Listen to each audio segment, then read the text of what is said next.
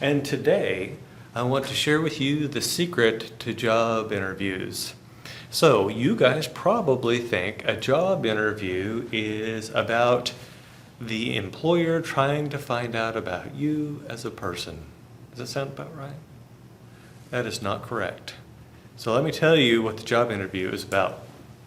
First of all, what is the goal of financial management? Maximize shareholder wealth. So every time when I would interview someone and there's someone sitting across from me, my thought is, are they going to make me more money than they're going to cost me? And the only way I'm going to maximize shareholder wealth through making this hiring is if they're going to make me more money than they're going to cost me. And so the interview isn't about what the company can do for you. It's about what you can do for the company. So don't talk about how this company can fulfill all your dreams and whatnot. They don't care. Talk about what you can do to enhance shareholder wealth of the company. You don't have to use that term, but you could talk about the things you can bring to the company that are going to improve value. So I'll give you an example. I was interviewing for the Halliburton Management Program at Arkansas in 1997, and I had gone to school with this guy that I was talking to. He'd stuck around for a master's degree. I skipped out. Anyway, so now I'm interviewing him. And he said, do you have any operations in West Africa? Now, this guy's a white dude, just like me, and just from the middle of the country. And I'm like, yeah, we do. And he said, is there any chance of people from this management program being put there? I'm like, yeah, we got a guy in Nigeria right now. We're also doing Angola. So sure, of course. And I said, just curious, why are you interested in going to West Africa? And he said, well, I want to be a missionary. I said, well, that's great. Now, do you think I hired him? No. Halliburton hires people to maximize shareholder wealth. I think it's great that the man wanted to be a missionary, but that's not what we were sending people to Africa for. Does that make sense? So, always talk about what you can do for them, not what they can do for you. And the second thing is to understand that interviews are a two-way street. Not only are they're finding out about you, you're finding out about them. And so you want to have your a-hole radar on and the sensitivity turned way up, because there are few worse things than working with a-holes. Unless you are going to starve to death, it is almost always better to be unemployed than to take a job with a bunch of jerks, because it'll make your life miserable and then you'll have to extract yourself, which I did one time. It took me 15 months to get out of that situation. I should have trusted my gut. Any questions? Okay, so now we are on to chapter 7.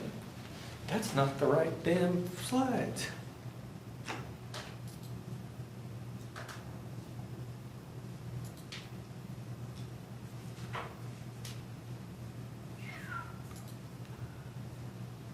There we go.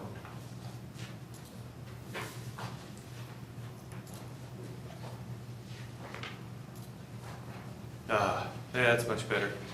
Okay, so we just got through talking about the goal of financial management being to maximize shareholder wealth.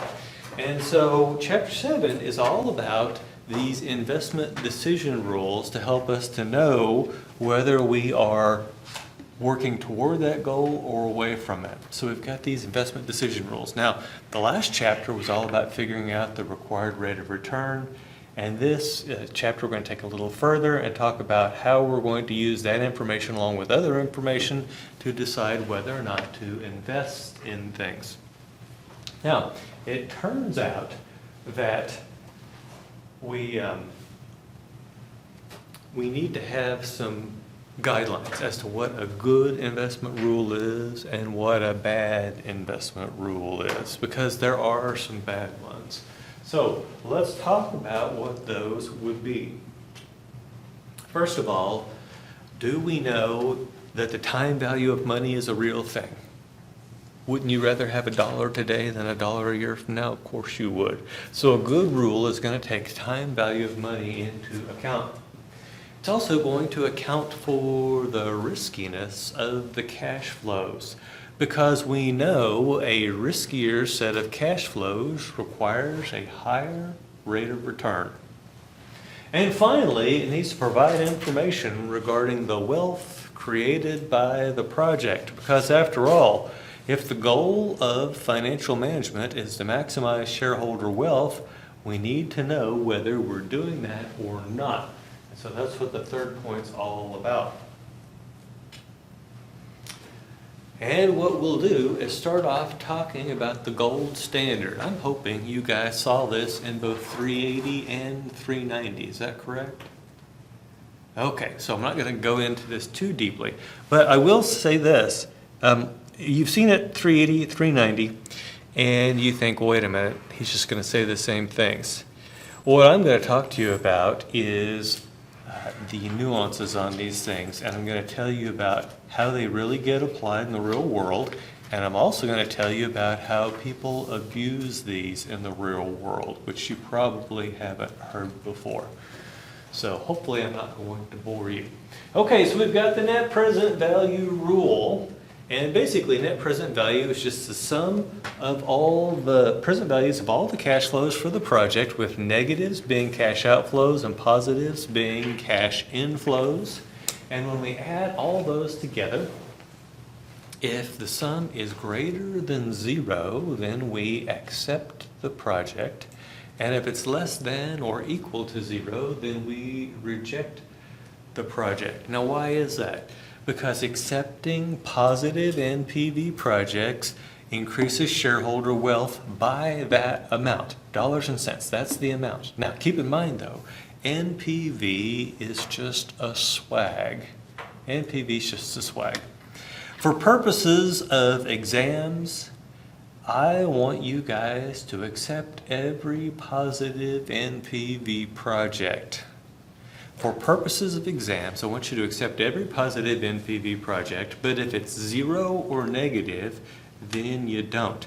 Now, someone always says, well, why wouldn't we accept a 0 NPV project? After all, it's not destroying shareholder value. And my response is this: why would you go to the good time and effort to do something that's going to gain you nothing? You wouldn't. And even more importantly, I want you to know, first of all, NPV is a swag. What does that mean? It means it could be wrong. And so if this thing comes in even 1 cent over budget, then you would have a negative NPV project. Let's talk about the cash flows that we know about. We're going to have our cash flows at time 0. That's going to be our investment and our flotation costs, that sort of stuff. And that is going to be the most certain cash flow we have. Every cash flow after that, the further out we go in time, the less certain those cash flows are. And remember that we've come up with this discount rate through using these linear regression methods, and we showed you that those are just swags themselves. And so we have swag upon swag here. We have compounded swagging. And so you've got to be careful about this. So let's talk about a situation that I ran into. I was getting a new machine.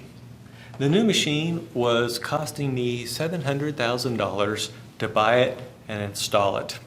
And the NPV was positive $25,000. What does the rule say? Accept. And that's exactly what we did. And we thought we had done our homework. I thought I had that stuff nailed down hard. Because, after all, I've got the quote on the machine. I've got the quote on the installation. I've got everything I need. What could possibly go wrong?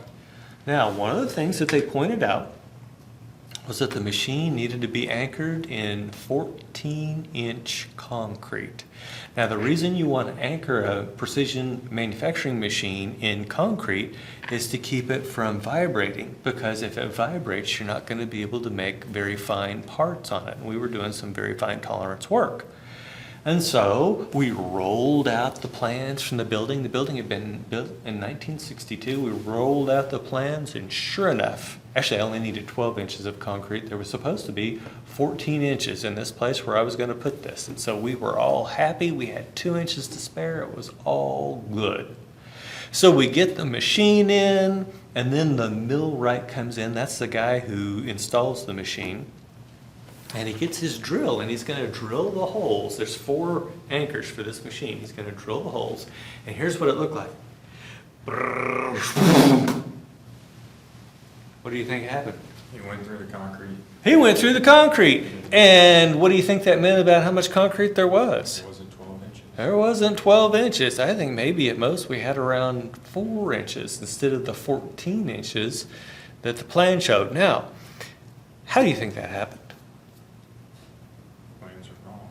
The plans were, They didn't follow the plan when they built the factory. they didn't follow the plan when they built the factory. Now, why do you suppose the contractor would have only gone with a 4-inch thick slab instead of a 14-inch thick slab?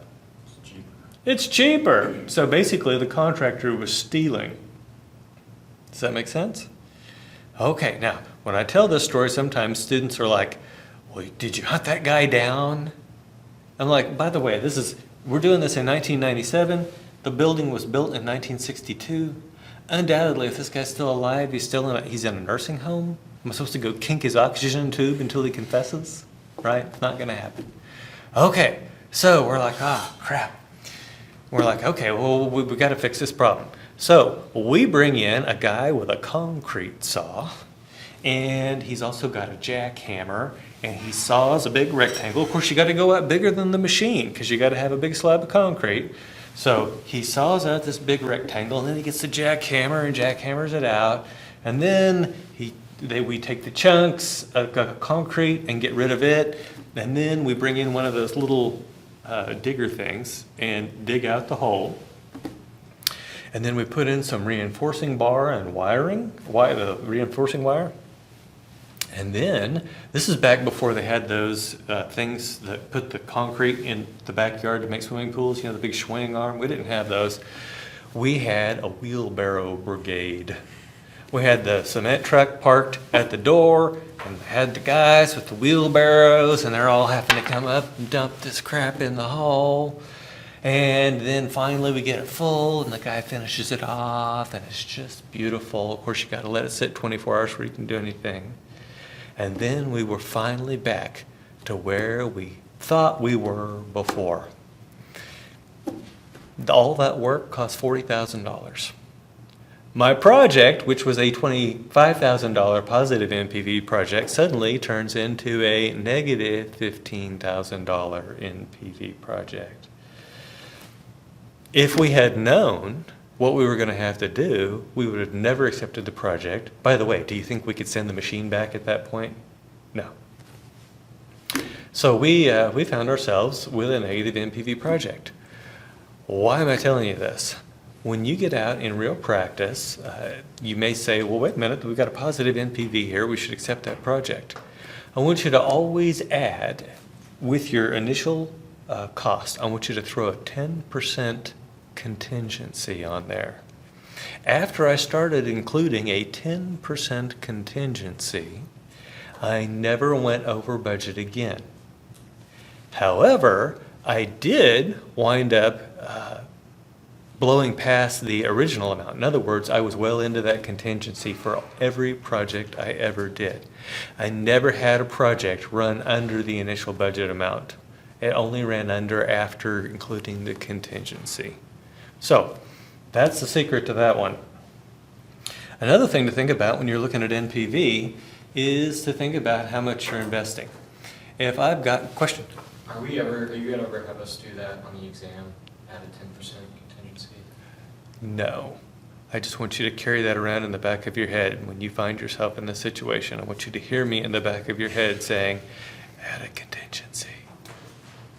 A lot of the stuff that I tell you in here is not going to be on the test, right? But it'll, hopefully, if you remember things, it'll help you later in life.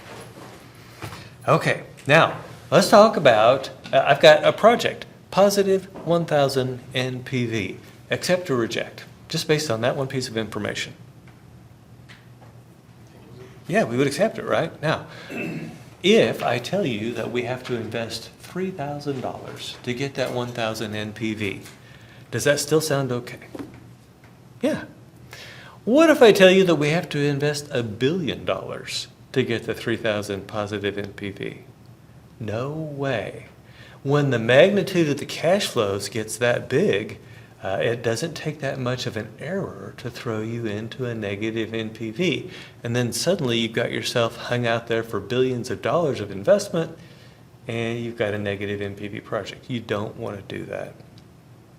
Questions? Okay.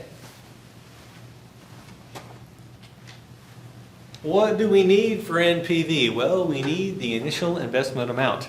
Now, a lot of times, what we'll see is that in the examples, all the investment happens at what time? 0.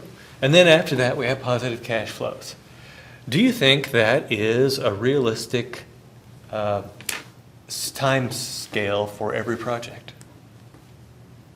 No. In fact, if you're building a factory, you're probably going to have 3 years or at least of negative cash flows up front before that thing starts producing positive cash flows.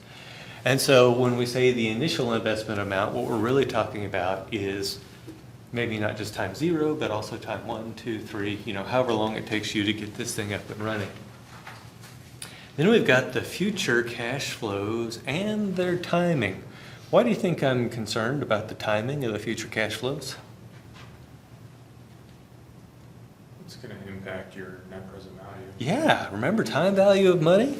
You say, well, wait a minute, at least one of these years is going to have $1 million cash inflow. And I'm like, well, if that's year 1, that sounds pretty good. If it's year 378, maybe I don't even give a crap about it, right? Because it's just out there too far.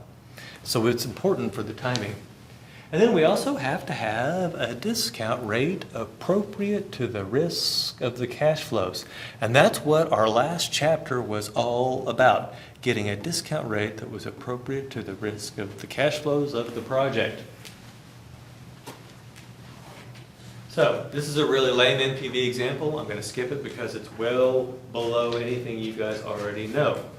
Let's ask the 3 questions about NPV. By the way, we're going to ask the 3 questions about all of our measures, and then we're going to give an amount of stars. We're going to award 1 star for every yes that we can have up here. So unlike Amazon, the most stars possible here are 3. If it's perfect, it's going to get 3 stars. If it's not, it's going to get less than that. So the first question is, does NPV account for the time value of money? Yes, Mr. Buat, how? Using discount rate? Okay, so we're using the discount rate, but it's net. What are the next 2 words?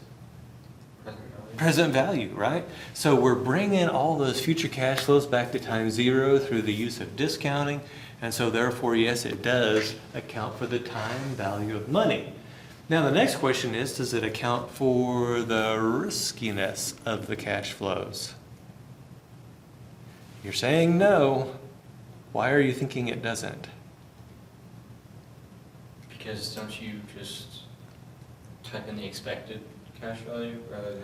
So we've got the expected cash flows, but we are discounting them at what? Mr. Buat had a hit at it earlier. When you said I said about time value of money, you mentioned Discount rate. the discount rate. Remember that discount rate we found because of the risk of the cash flows. And so the higher that risk is, the higher that discount rate is. So that's how NPV accounts for the riskiness of the project. And so we can also say yes to the second question. And then finally, we ask, does it provide information regarding the wealth created by the project? Yes, Mr. Bardwaj. Yeah, so it's positive, we know we're creating wealth. But the fact that we have a dollars and cents estimate of that is even better, right? Because if this number is correct, it's telling us exactly how much wealth is going to be created by accepting that project. And so we have 3 where we can answer yes. So this thing is a 3-star measure. As a result, we say that the NPV is the gold standard, and we say it works every time. Now, have you ever heard of the concept of garbage in, garbage out? What does that mean? If your assumptions for your NPV calculation are bad, then it's not garbage too, useful. right? Okay, so remember we talked about how we're estimating beta and how hairy that is, and how we can't even properly estimate the time zero cash flow with certainty, and how every one of these cash flows that goes on beyond then gets even fuzzier. So we say it works every time, assuming the inputs are correct. Assuming the inputs are correct. And the other way we can look at that is it works every time compared to the alternative investment decisions. It works every time compared to the alternative investment decisions. What we're going to see with the other investment decisions rules is that sometimes they work, sometimes they don't. And so part of what we're going to be learning here is when to avoid applying those particular rules in the areas where they don't work. Any questions? Okay, so now we are going from the most complex one to the simplest one, the payback period. The payback period is the amount of time it takes to break even. In other words, it's the time it takes for the sum of the future cash flows to exactly equal the amount of money that we invested. So what is the rule? We accept all projects that pay back on or before the arbitrary cutoff. Make note of that, on or before. Remember, with NPV, it had to be greater than 0, but here, if it's on or before, we're going to accept that. And this arbitrary cutoff, let's talk about that. Arbitrary, what does that mean? It's just preference, something you decide and don't have a specific reason for. Yeah, so there's no scientific basis for this arbitrary cutoff. When I first went to work for Halliburton, we were using payback, and I'll explain why here in a little bit. But the cutoff was 2 years. And the person that came up with that cutoff was the vice president of manufacturing.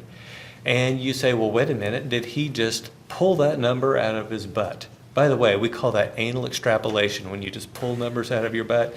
And the answer is no. This man, if you've ever had an MRI, you can thank him, Ed Phipps, for bringing that thing to market when he worked for GE. He had lots of manufacturing experience. He had lots of experience turning around troubled businesses, which is what we were. And so he knew that this was probably a good shot, was this 2 years. Okay, so we were going to accept all projects that pay back on or before 2 years. So what do we need for payback? Well, we need the initial investment amount. Does that sound familiar? Yeah, we needed that for NPV too, right? We need their future cash flows and their timing, because we're going to be figuring out how many years it takes for this thing to pay back. We've got to have the timing of those cash flows. Does that also look familiar? Yeah. And then finally, we need that arbitrary cutoff in years. Now, this is something we didn't need with NPV. But what is something we needed with NPV that we don't need here? Discount rate. Yeah, the discount rate. And since we dedicated an entire chapter and an entire week to figuring out what the discount rate is, you can assume it's not the easiest thing in the world to do. And so that's one of the advantages we're going to see with payback is you don't have to calculate that payback rate. Oh, sorry, the discount rate. So what do we have as an example here? When I give you a problem with payback, you will get the first column and the second column. You'll get the time and you'll get the cash flows. And then I want you to construct the third column, which is the balance. So we're going to run this thing like a backward checkbook. And the way this works is that first cash flow at time 0 is of course a cash flow out. We're investing in the project. So we're investing $50,000 here. And then we're going to say, well then what is our balance? Well, it's that negative $50,000. And then we're going to have our cash flows going forward, and whatever they are, we're going to add them to that balance. So at time 1, we have a positive cash flow of $30,000. What is negative $50,000 plus $30,000? Negative $20,000. Have we broken even yet? No. And the way we know we haven't broken even yet is we still have a negative sign. When the balance switches to having a positive sign, we know we've broken even. Now, the next cash flow here is $20,000. And when I add that $20,000 to negative $20,000, what do I get?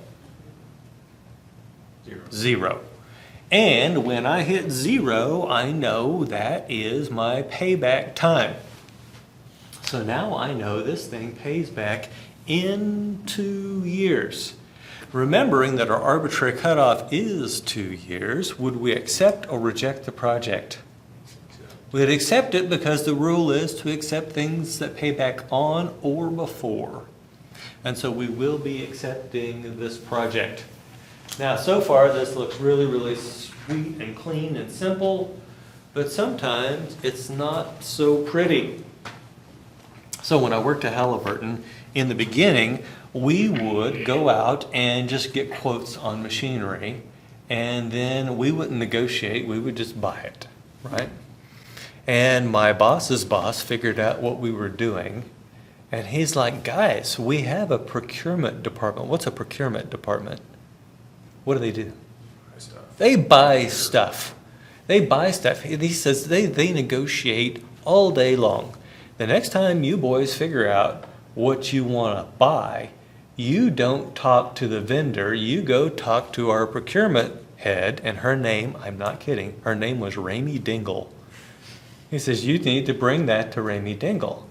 And so we would bring it to Ramey, and Ramey would bring these vendors in, and she was a tough negotiator. It was always funny to watch the vendors stumble out of her office after she had wrung every dime out of them that she could. And so let's say we had a $50,000 machine, and I send them in to talk to Ramey, and now we're only going to have to pay $40,000 for it. Is that a good thing? Yeah. So that $10,000 that Ramey saved, do you think she was working toward maximizing shareholder wealth? Yeah, it's $10,000 higher as a result of us having her involved in the process. So now we've got minus $40,000 up front, so that's our first cash flow, minus $40,000. And then our first cash flow, first positive cash flow is $30,000. What is $30,000 plus minus $40,000? Minus 10,000. Minus $10,000. Have we broken even yet? No. And so we need to go on to the next year. And we add our $20,000 to that negative $10,000. And what does that give us? 10,000. Yeah, positive $10,000. Have we broken even yet? Yes. Yes. Now, can you tell me, first of all, will we accept the project? Yes. We know we will.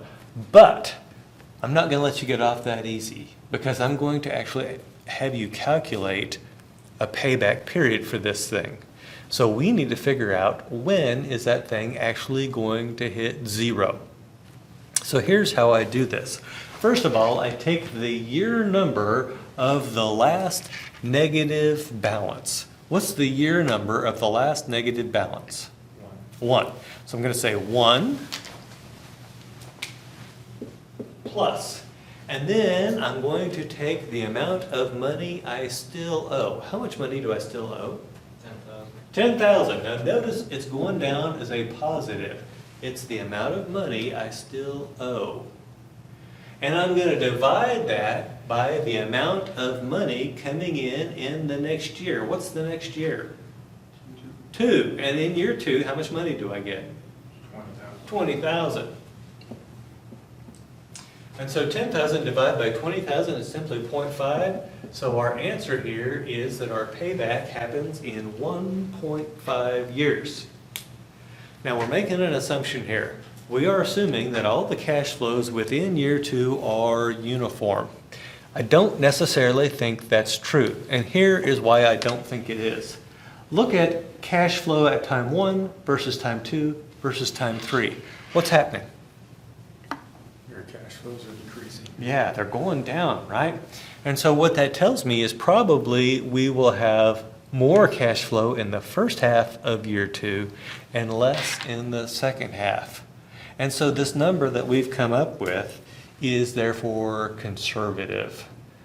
Regardless of what direction the cash flows were going up or down, we just assume that the cash flows within that pivotal year, the break-even year, are uniform. Questions?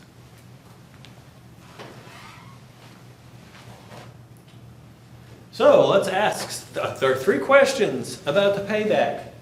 Does it account for the time value of money?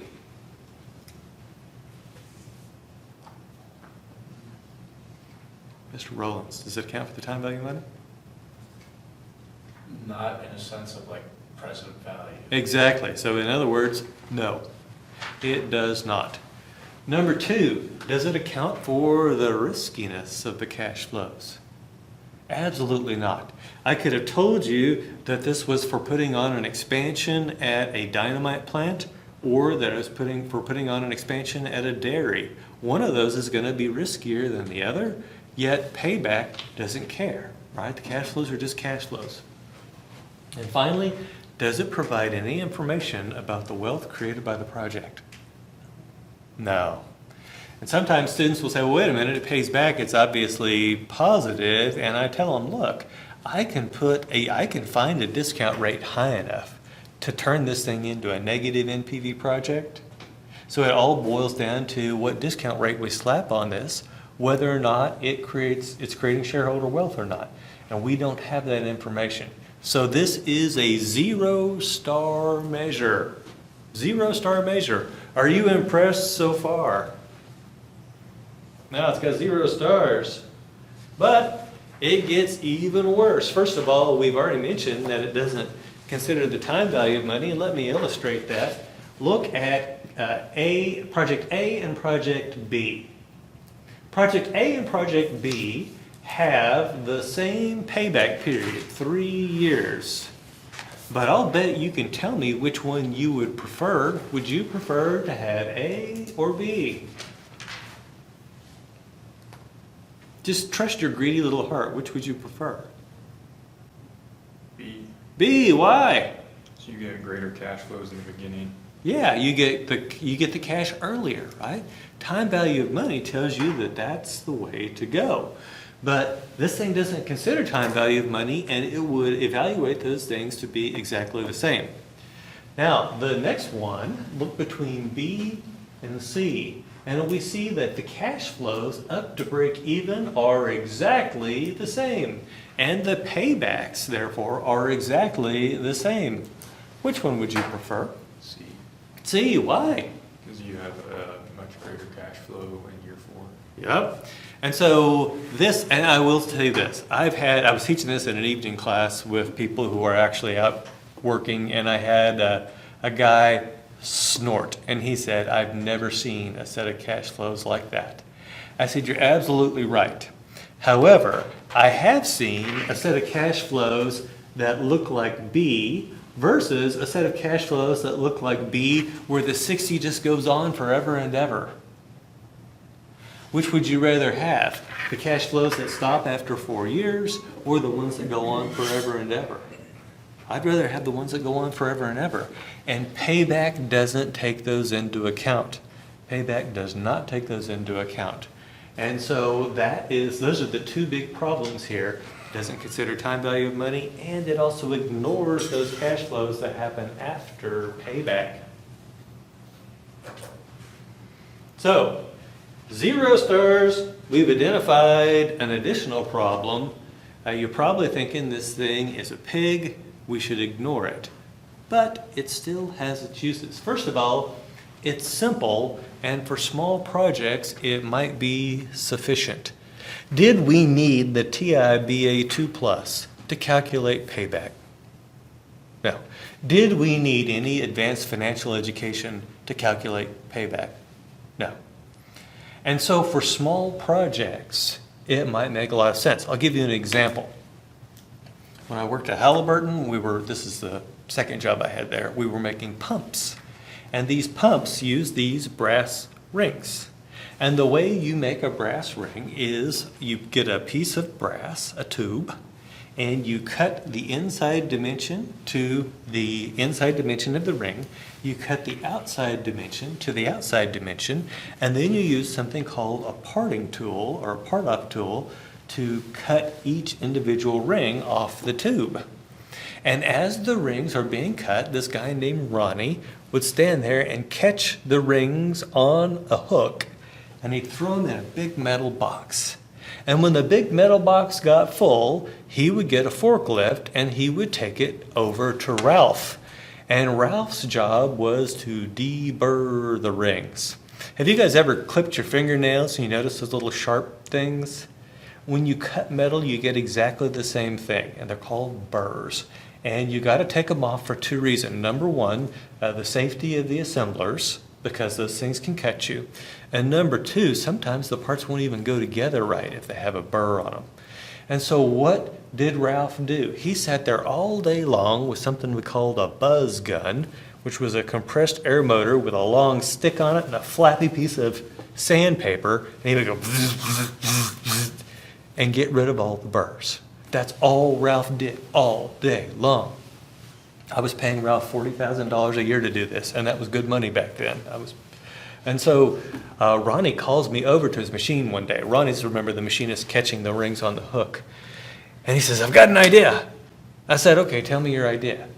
He said, "Why don't you get me one of those big vibrating boxes with the ceramic cones in it, and I can chuck the rings into that after I pull them off the machine, and the vibration will knock the burrs off, and you can fire Ralph." Now, does that sound good to me as a manager? Yeah, that's a positive NPV project, sounds like to me. It's starting to smell like one. Now, do you think Ronnie had the shareholders' best interest in his heart? No. What do you think was going on there? Just make his job easy. Yeah, so here's the deal. Ralph had been flirting with Ronnie's wife. But Ronnie knew that his wife was too smart to marry a man without a job, or to leave him for a man without a job. So he figured if he got rid of Ralph, that maybe the trouble would stop. It's amazing what you find out about people when they work for you. Anyway, so on with the story. Back then we didn't have the internet. We had something called the McMaster Car Catalog. It's a yellow book about this thick. You could use it to kill small rodents and things. It was that big. And we went through there and figured out everything we needed, and it was something like around $1,500. And we figured out, well, wait a minute, we're going to invest $1,500, and we knew we had some electricity and some supplies, but compared to the $40,000 a year that we're going to gain from firing Ralph, by the way, do you think it's just $40,000 a year? Now I got to pay this guy's benefits, right? Got to pay his retirement, his insurance, Social Security, all that horse shit.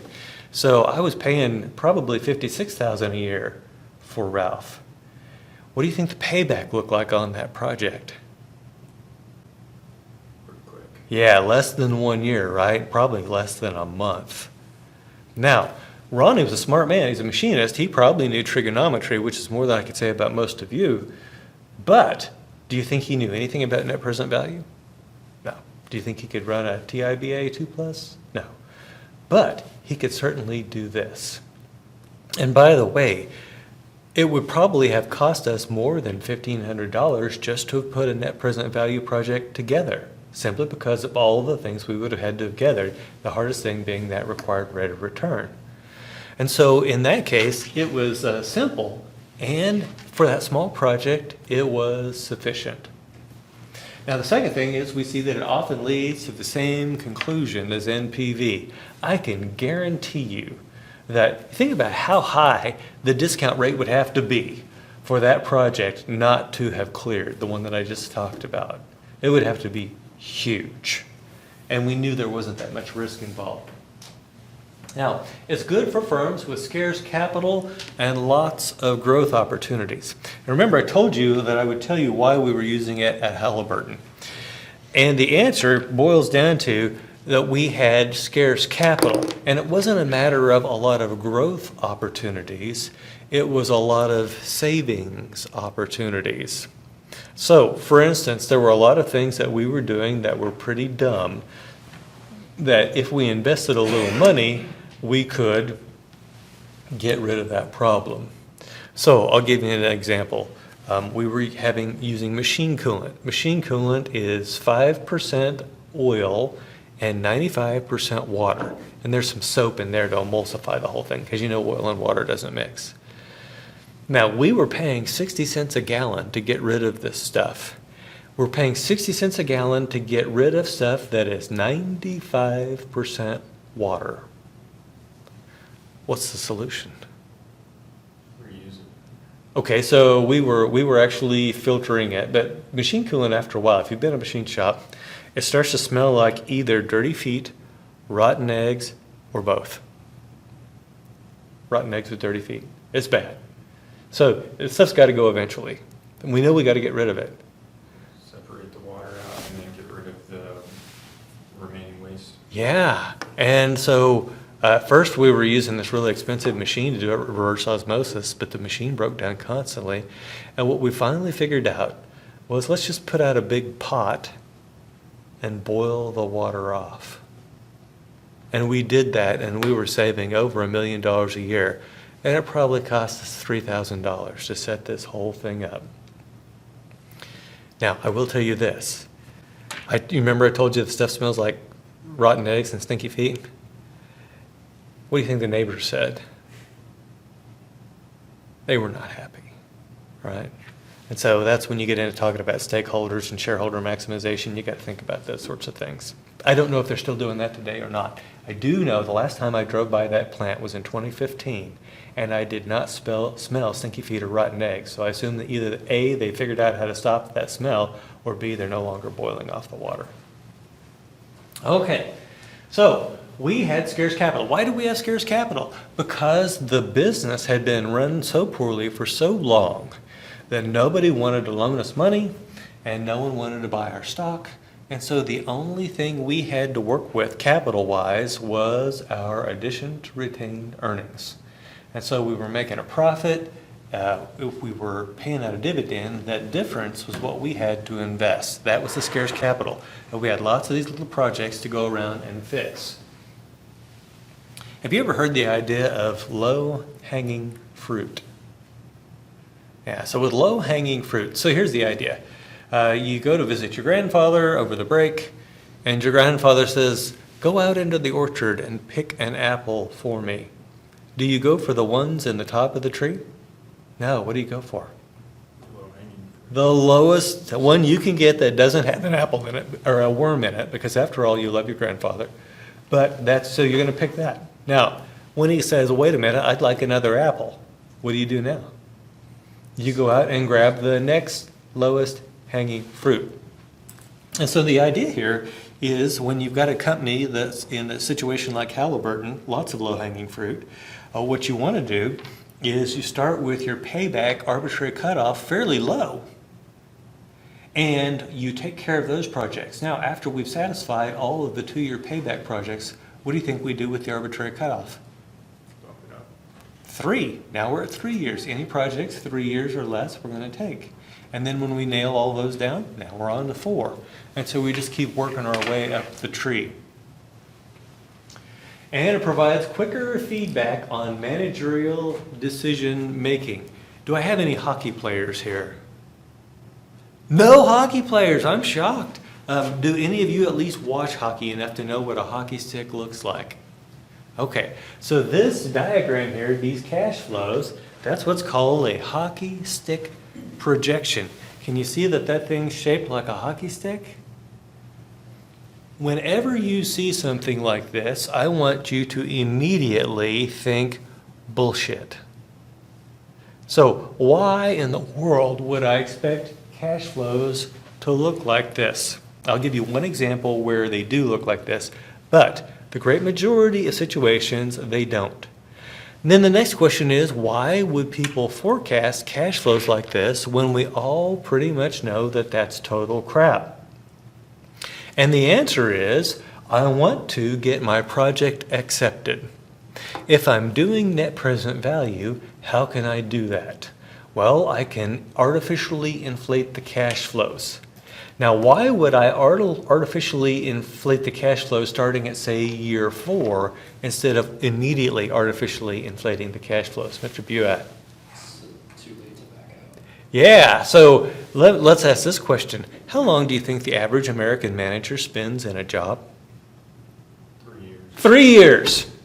And so by the time they figured out that I've slipped them this crap, I'm gone, baby, right? I had a coworker, and his name was Dan, and he spit out one of these things on a project.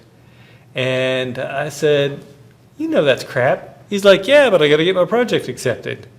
And I said, well, you know, they're eventually going to figure it out. And he said, well, first of all, I'll be gone by then. And second of all, these people don't even bother to check. And he was right. At that point in time, Halliburton was not going back and looking at projects, auditing them to see if they were producing the cash flows that we said they were going to produce. Now that ended shortly thereafter. So then he started to get really nervous, right? Because he knows that eventually they're going to figure out that he was pulling their leg. If we were using payback, however, that's not a problem, right? Those cash flows that are out way in the future that have been inflated, we don't care about them because hopefully they're after the payback date. Now I'm going to tell you the one example that I know of where cash flows look like this in reality. I was teaching a bunch of steel executives from China, and they said, all of our projects look like that. And I said, you are all totally full of crap. And they said, no, listen, here's what goes on. In China, there are domestic Chinese automakers, and then there were the Japanese automakers, and then there were the German automakers. And what they said was, in the beginning, if it's a brand new steel mill, we don't have a history of how it runs, right? So we can't say whether the processes are in control. And so at that point, the only people willing to buy our steel are the Chinese domestic producers. And they said after a little while, if you get enough of a record, the Japanese will start to buy from you. And if you've got a long enough record, then the Germans will start to buy from you. And so in their case, the hockey stick growth projection was actually accurate, assuming they could get a good enough run record together that they could prove that their process worked. So most of the time, though, that's absolute crap. Any questions so far? Did you fire Ralph? Oh, I'm glad you asked. Okay, so we put the machine in, and then Ronnie was just smiling from ear to ear. And he says, when are you going to fire Ralph? I said, Ronnie, I have great news. He says, what? I said, so-and-so just retired over in the truck shop, and so we're just going to move Ronnie over there. But we will have a reduction in the overall labor at the plant, so you've done us a real favor. Thank you, Ronnie. Ronnie hasn't spoken to me since. He was really hoping to get rid of Ralph. Thank you for asking. Okay, so remember, one of the problems we talked about with payback was that it didn't account for the time value of money. And so there have been some smart asses that said, well, wait a minute, why don't we, instead of just looking at the nominal amounts of those future cash flows, why don't we substitute the present value at time zero of those cash flows, and that way we can account for the time value of money. Now, if I'm going to find the present value of those things, what do I have to have? Discount rate. Yeah, I've got to have a discount rate. And now I've got to have the same ingredients as NPV plus an arbitrary cutoff. If I'm going to have the ingredients to make NPV, what should I do? Just use your NPV. Just do NPV. So discounted payback reminds me of a dish my mom used to make. She would take ground beef, which I really like, and crackers, which I really like, and eggs, which I really like, and ketchup, which I really like, and she would put them together into a monstrosity called, do you guys know what it is? Was it meatloaf? Meatloaf. Meatloaf. Undoubtedly, there's going to be at least one sick individual in this class that likes meatloaf. But to me, it was just taking some magnificent ingredients and making absolute crap out of it. That's what discount payback is. Discounted payback is meatloaf. It's taking great ingredients and making something crappy with it. So don't do discounted payback, and if your boss asks you to do it, I want you to remind them of the meatloaf speech and say, I'll just do NPV instead. Questions? Am I going to make you do discounted payback on an exam? Hell no, it's meatloaf. Now we're on to the average accounting return. And it turns out that there's only one thing that accountants love more than numbers, and that is words. Here's my evidence. They say, this is how you calculate average accounting return. We're going to take the average project earnings after taxes and depreciation and divide them by the average book value of the investment over its life. And I asked the accountant, what do you mean? Are you just talking about average net income over average book value? And then they say, yes. So which of these two things should you have written on your note sheet? Bottom one. Yeah, the second one.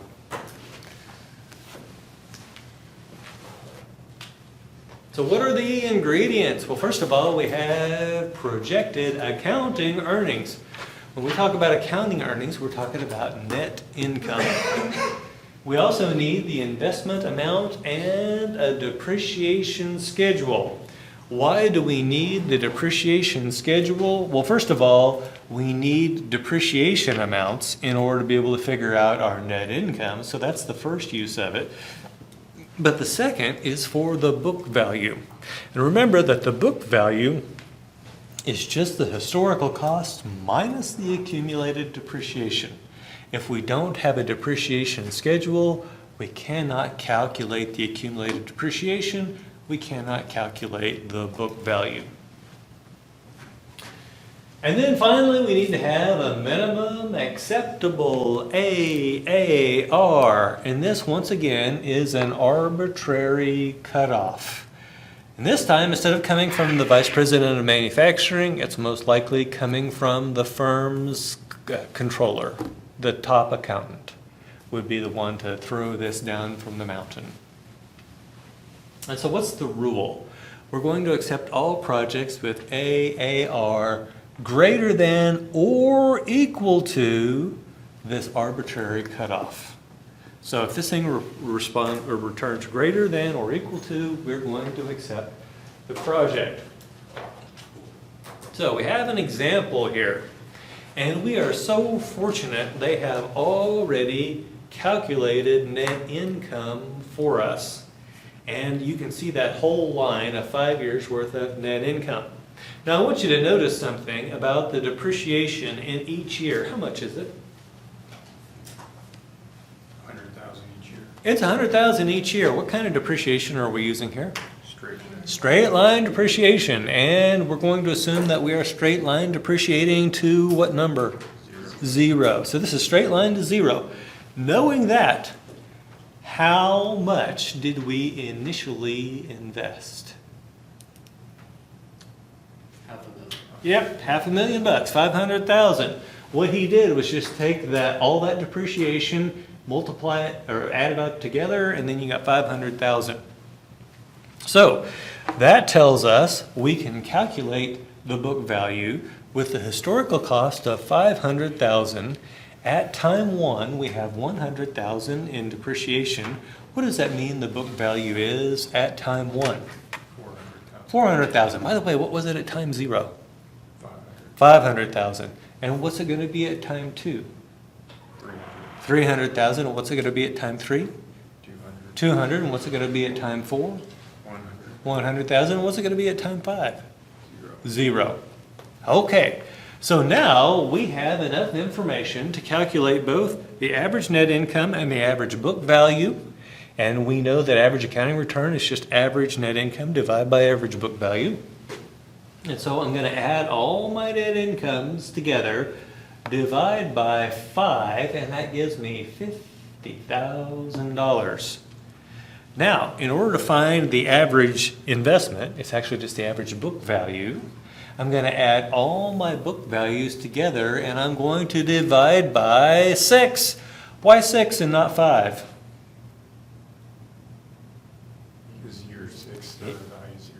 Yeah, we've got time 0 book value. Did we have a time 0 net income? No. No. Had no time 0 net income. So that's why there are only 5 net incomes and 6 book values. Okay, when I do that, I come up with $250,000. Now, I'm going to share a secret with you, and that is that if you are straight line depreciating to 0, the average book value is always exactly 1/2 your initial investment. Let me say that again because it's important stuff. If you are straight line depreciating to 0,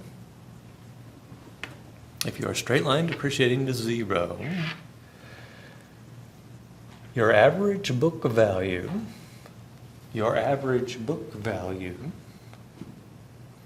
will always be 1/2 of your initial investment. It will always be 1/2 of your initial investment. And so when you are doing examples, you may see that they just at the bottom have 1/2 times the initial amount. That's the reason why, because when you straight line depreciate to 0, your average book value is always 1/2 the initial investment. Okay, so we're going to take 50,000 divided by 250,000, and that gives us an AAR of 25%. Do we accept or reject the project? We don't know. What are we missing? We need the minimum AAR. Yeah, we need a minimum AAR. And so if I tell you the minimum AAR is 25%, do we accept or reject the project? Yeah, we reject it. What if I told you the minimum acceptable AAR is 15%? Do we accept or reject? Yeah, we accept it. Now, what if I told you the minimum acceptable AAR was 20%? Accept. Yeah, we accept it because remember we said we accept all projects with greater than or equal to the cutoff. And so that is AAR. Now let's talk about the 3 questions. First of all, does it account for the time value of money? No. No. We threw all those, and by the way, it's not even real cash, is it? It's net income. We threw all that crap in the hopper together. You got your year 1 cash flows snuggled up with your year 5 cash flows all in the same average. So we know the answer to number 1 is no. Does it account for the riskiness of the cash flows? No. Now, you may hear accountants say, oh, but wait a minute. We require a higher AAR for riskier projects. To which I say, how did you scientifically determine that? And the answer is always, we didn't, right? It's just a higher arbitrary cutoff based on their perception of risk. It's not scientific, not like us in finance. Now, does it provide information regarding the wealth created by the project? No, this thing could be a negative NPV project, could be a positive NPV project. We don't know because we're not doing a time value of money and we're not using a discount rate appropriate to the risk. We just don't know. And so this is a 0-star measure. And you might say, wait a minute, why do people use this since it's such a pig? Well, first of all, the numbers are readily available and people are lazy. Well, let me tell you what I mean by the numbers are readily available. I had this accountant. This is a true story. He's got a weird name like the other lady I told you about. His name, and you could look him up on LinkedIn. He's still around. Jack Heffelfinger was my accountant at Halliburton. And Jack was the only person who both had no windows in his office and did not share an office with anyone else. And so he was it's like he was in a cave with neon lights or with these kind of lights, right? That's all he could, that was his life. And you'd walk by, and here's how you could make his day. You'd say, Jack, I need some numbers. And Jack would, he was thrilled when you would ask him for numbers. Now, I'm an engineer, I'm lazy. Jack loves doing this crap. So I'm like, hey, Jack, whip me up some average net incomes and average book value. And he's like, oh, yeah, no problem. I've got a spreadsheet for that. And I'm like, you go, boy, right? Now, that's why the numbers are readily available. Now, the second thing is it's easy to calculate. Did we need a TI BA 2+? No, we could have done this with a regular calculator. Now, so far, those first two numbers have no legitimacy, or first two reasons have no legitimacy whatsoever. It's all crap. Now let's talk about the third one. Stockholders and media pay attention to accounting returns like ROE and ROA, and AAR is closely related. In fact, if you think of what AAR really is, it is a return on the assets of the project. And so it's a whole lot like ROA. And you might say, well, wait a minute, all we have to do is accept only projects with ROAs greater than our current overall firm ROA, and we'll be raising the firm's return on assets. And that might be true, except for this. Why do you think the ROAs on these projects that we're looking at are higher? They're riskier. They're riskier. They're riskier. And so we could go out there and find some mega risky stuff and get higher ROAs and increase our average ROA, and it would all sound good except for, while we're doing this, what's happening to our stock price? Remember that the value of a share is the expected future dividends divided by the required return. As those future dividends become riskier, what does that do to the required return? It's got to go up. And so what does that do to the present value of each one of those future dividends? They go down. So therefore, what happens to the share price? It goes down. So while we're trying to crank up our ROA, our share price is dropping. What's the goal of financial management? Maximize shareholder wealth. In order for that to work, the share price needs to be going up, not down, right? And so don't ever buy that argument. And then the final one is sometimes your boss is an accountant. I never saw this thing at all until our boss at Halliburton was our new CEO came from Arthur Andersen. That's before they got busted for the whole Enron thing. So this guy got out just in time. He came over to be our new CEO, and suddenly we have to start doing average accounting return. Why? Because the boss was an accountant. Now, let's talk about what you're supposed to do if this happens to you. Your boss calls you in, says, I want you to evaluate this project. Minimum AAR, acceptable AAR, is 20%. I want you to say, yes, sir, and I want you to go off and do the average accounting return analysis. But I also want you to do NPV. And if NPV gives you the same result as AAR, go back and say, boss, this is a brilliant idea, 25% AAR versus your 20% cutoff, let's do it. He's going to be happy. Or you say, well, you know, the AAR is only 15%, you said 20%, so probably we shouldn't do this project. And so everything's good. Now, what happens though if NPV disagrees with AAR? Which one should win? NPV. Now, you go to your boss and you say, boss, it has an AAR of 20%, but I went ahead and, you know, just for fun, I did an NPV analysis and it has a negative net present value. This is actually going to destroy shareholder value. If your boss is smart, they say, wow, good catch, thanks. If they're not smart, they say, AAR 20%, we do it. And at this point, what I want you to do is go to your office. Now, keep in mind the year that I'm having this conversation is like 1997. We didn't have phones and stuff back then. I had a logbook. And so I went in immediately to my desk. I open the drawer, I get my logbook out, and I say, today Bob asked me to do an evaluation of this machine using AAR. And the AAR met with his requirement. However, the NPV was negative. I informed Bob of the negative NPV. Bob said we do it anyway. I shut the logbook and I shove it in my desk drawer. Now, down the road, what do you think is going to happen? Somebody's gotta take the blame. Someone's got to take the blame.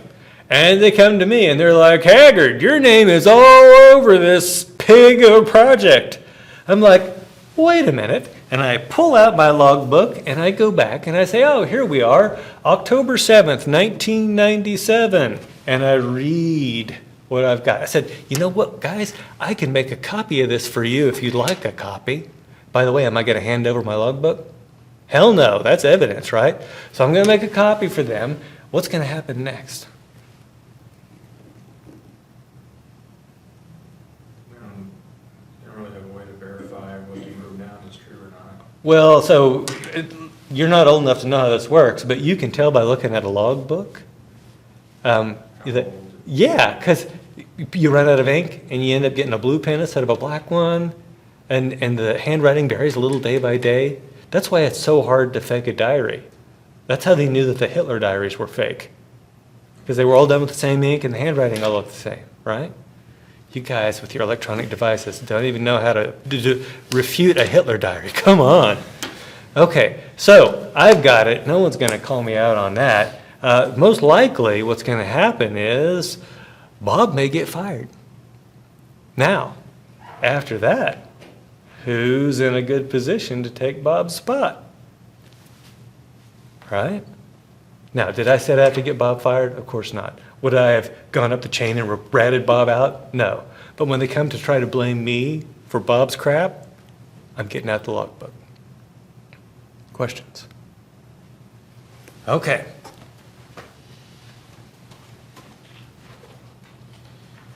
Let's talk about the internal rate of return. There are very few definitions that I think are worth writing on your note sheet, but this is one of them.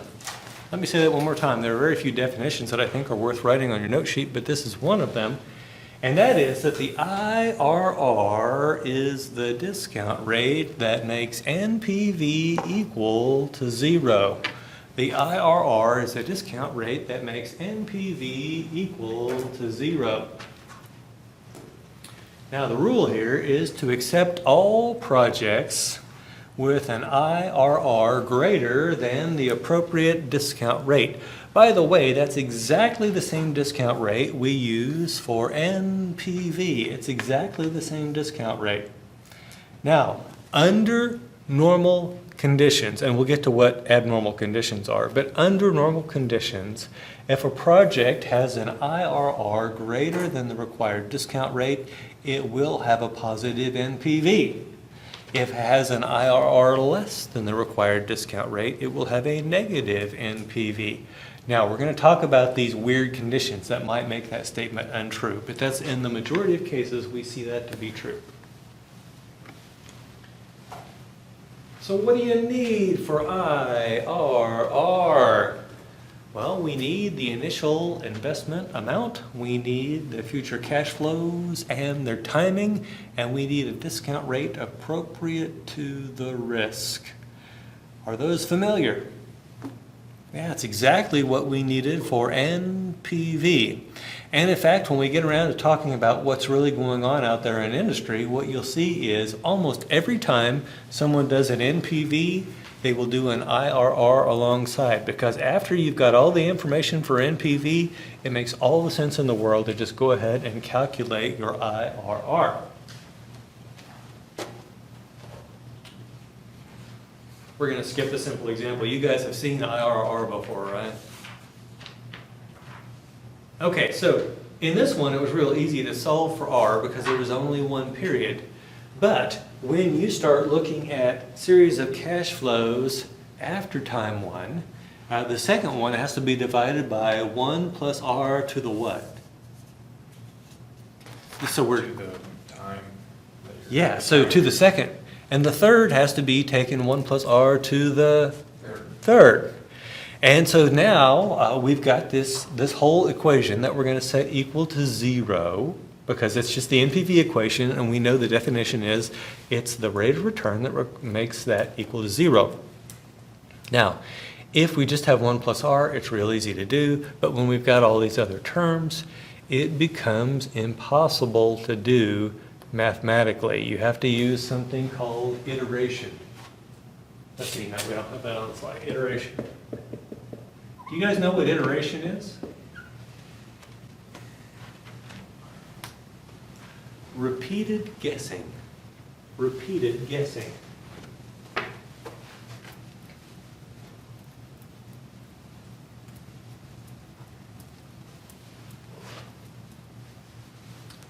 Okay, so we said, we're going to have NPV here, and it's going to be equal to minus 100,000 plus a first year cash flow of 50,000, that's going to be divided by 1 plus R. Second year at 50,000 divided by 1 plus R squared.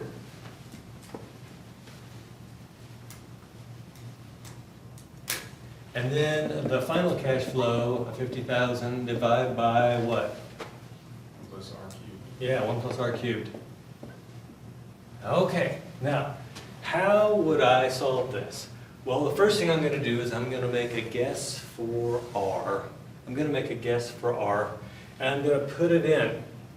And I'm going to calculate what this NPV is. By the way, what will the NPV be when we have found IRR? 0. It'll be 0, right? And so we're going to start off here, and I'm going to put an R in here, and then the NPV comes out positive. Have I found the IRR yet? No. What do I need to do with my next guess for R?